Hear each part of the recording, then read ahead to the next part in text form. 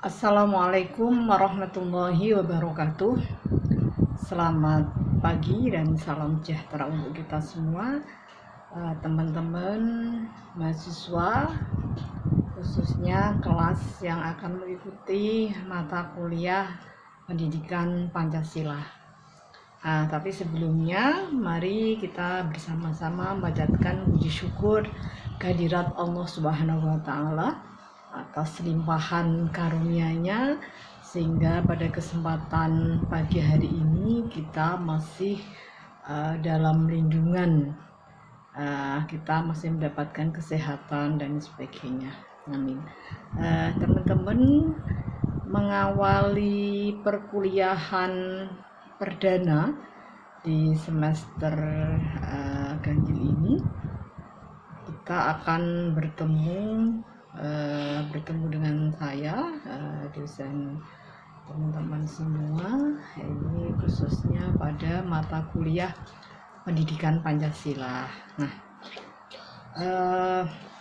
tapi mari kita buka perkuliahan pagi hari ini dengan bacaan basmalah bersama.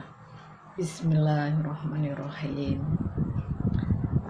Teman-teman, ada pepatah yang mengatakan atau yang menyatakan bahwa tidak kenal maka tidak sayang. Nah, saya takut teman-teman mahasiswa di kelas ini nanti tidak sayang kepada saya karena tidak kenal atau belum kenal. Nah, kebetulan kita ini pertemuan pertama dan belum pernah masuk di kelas dengan semua. Baik, saya ingin memperkenalkan diri. Nama Umi Nadhiroh, biasa dipanggil Bu Umi, begitu ya. Bu Umi, ini ibu artinya. Nah, alamat asal saya dari Desa Trimulyo, Kecamatan Kayen, Kabupaten Pati.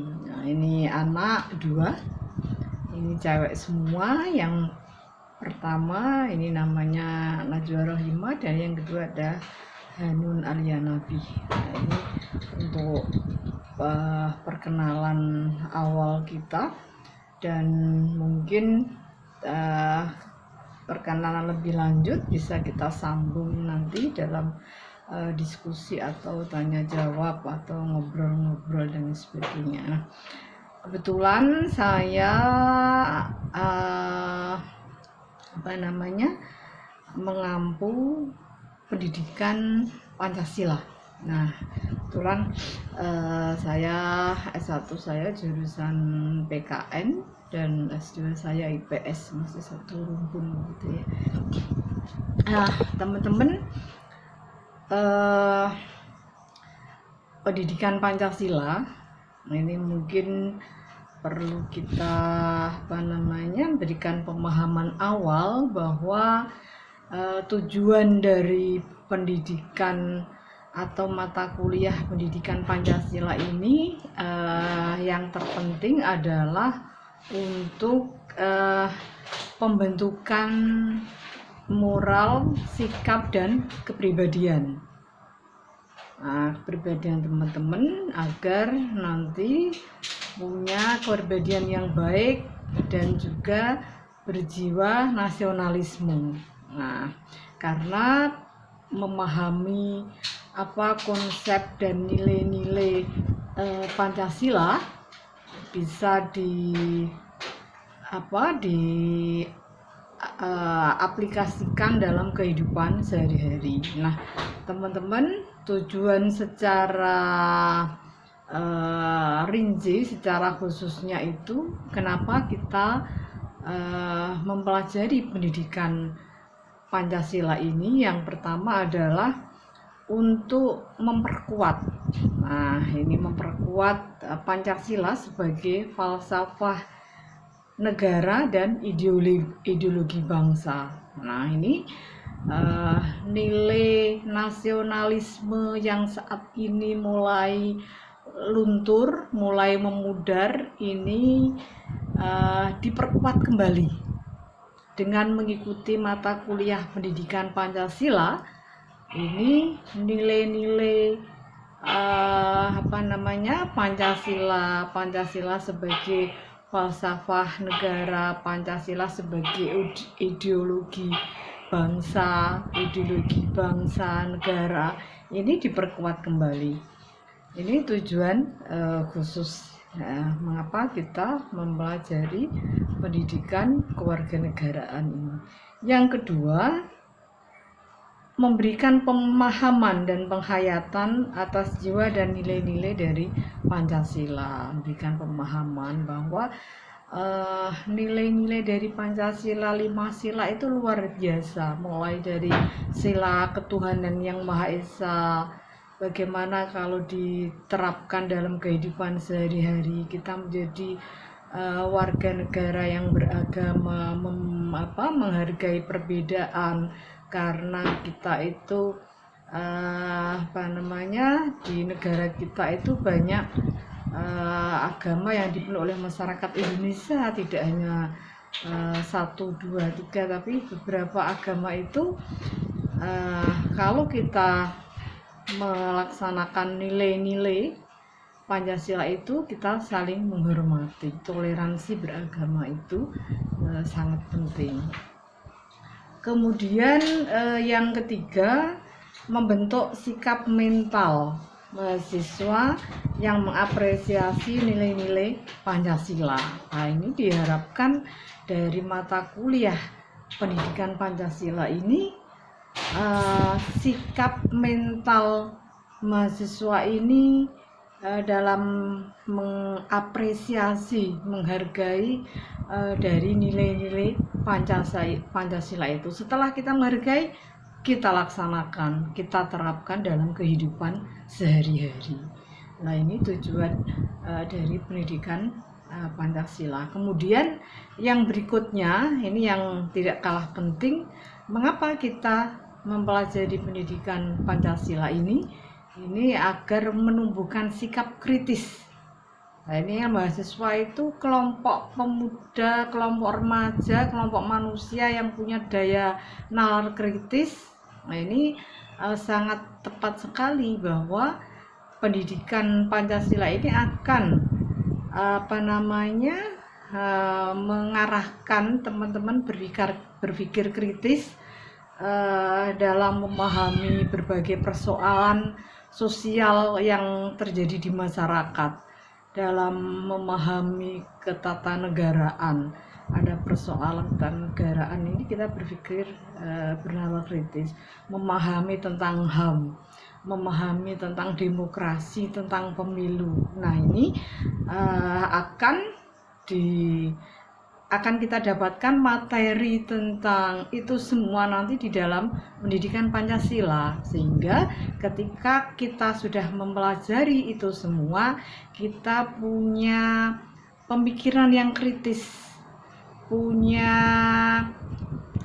pemikiran yang responsif begitu ya, tidak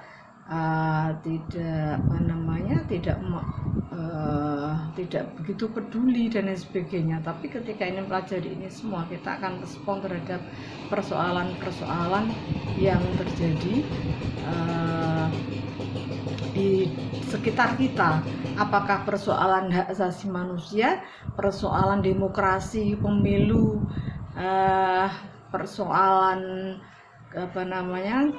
ketatanegaraan dan sebagainya. Nah, dari mempelajari pendidikan Pancasila ini, kita akan menumbuhkan sikap dan berpikir kritis. Nah, itu teman-teman tujuan secara khusus pembelajaran pendidikan kewarganegaraan. Nah, perlu saya sampaikan, ini kontrak belajar kita sekalian.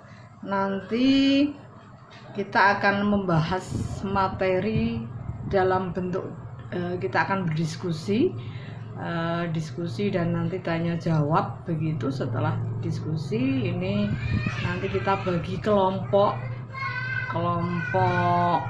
satu dengan anggota hanya 1 saja, karena nanti masing-masing akan membentuk kelompok tersendiri dengan mempresentasikan makalah, dan nanti dilanjutkan diskusi, teman-teman akan menanggapi. Nah, teman-teman, nanti ada sekitar 16 kali pertemuan. Itu sudah masuk pertemuan hari ini, kontrak belajar, nanti juga ada UAS, ada UTS, kemudian ditambah pertemuan diskusi itu nanti sekitar 14 atau 13, sehingga total keseluruhan pertemuan dalam semester ini di tahun 2020-2021 ini ada sekitar 16 kali pertemuan. Nah, mulai pertemuan pertama nanti kita akan membahas sejarah Pancasila, kemudian di diskusi yang kedua nanti terkait dengan identitas nasional. Kita sebagai bangsa Indonesia harus paham identitas nasional kita apa. Kemudian yang berikutnya ini tentang wawasan Nusantara. Kemudian materi yang berikutnya ini tentang negara. Kemudian materi berikutnya tentang hak dan kewajiban warga negara. Kemudian wawasan Nusantara. Kemudian ada pendidikan anti radikalisme. Nah, ini memang sengaja saya siapkan materi, saya desain dalam pendidikan ke Pancasila ini. Salah satu sub bahasan dalam diskusi nanti adalah pendidikan anti radikalisme. Nah, termasuk juga nanti ada pendidikan anti korupsi. Nah, teman-teman juga harus paham bahwa ini persoalan bangsa ini salah satunya adalah karena terjadinya banyak penyelewengan. Nah, ini perlu sebuah edukasi pendidikan anti korupsi. Nah, dalam rangka pencegahan agar kita nanti berperilaku jujur, tidak korup, tidak menyelewengkan, tidak menyalahgunakan jabatan, wewenang dan sebagainya. Ini. Kemudian teman-teman ada materi berikutnya itu tentang wawasan Nusantara ya. Ada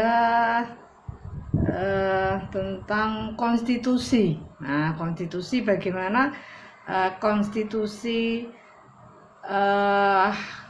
perundang-undangan yang diterapkan di Indonesia itu seperti apa, nanti dibahas dalam satu bab khusus ini. Kemudian yang berikutnya materi tentang demokrasi dan pemilu. Nah, ada demokrasi dan pemilu. Ini bagaimana sistem, termasuk juga ada sistem pemerintahan di Indonesia, menganut sistem apa, ini ada nanti kita bahas. Kemudian ada otonomi daerah, ada good governance, ada pemerintahan yang baik itu ya. Kemudian ada HAM. Nah, ada hak asasi manusia. Nanti kita akan membahas juga tentang hak asasi manusia, dan ini subnya dan pemahaman dan pendidikan gender. Nah, ini saya desain HAM dan pendidikan gender. Ini soalnya penting, pemahaman tentang kesetaraan gender antara laki-laki dan perempuan ini sangat penting. Ini juga bagian dari penerapan hak asasi manusia, bahwa hak asasi manusia itu memandang manusia itu setara ya, tidak membedakan kelompok mana, berjenis kelamin apa. Nah, ini masuk bahasan dalam HAM dan pendidikan gender. Kemudian ada masyarakat madani, ada ya itu ya sekitar 16 bab, nanti ditambah 2 kali untuk pertemuan ujian tengah semester UTS dan ujian akhir semester. Itu kurang lebihnya sekitar 16 kali pertemuan. Nah, kemudian teman-teman untuk penilaian, nah ini yang menjadi hal terpenting dalam penilaian aktivitas kuliah teman-teman itu adalah keaktifan dalam kuliah, keaktifan dalam berdiskusi, kemudian juga nilai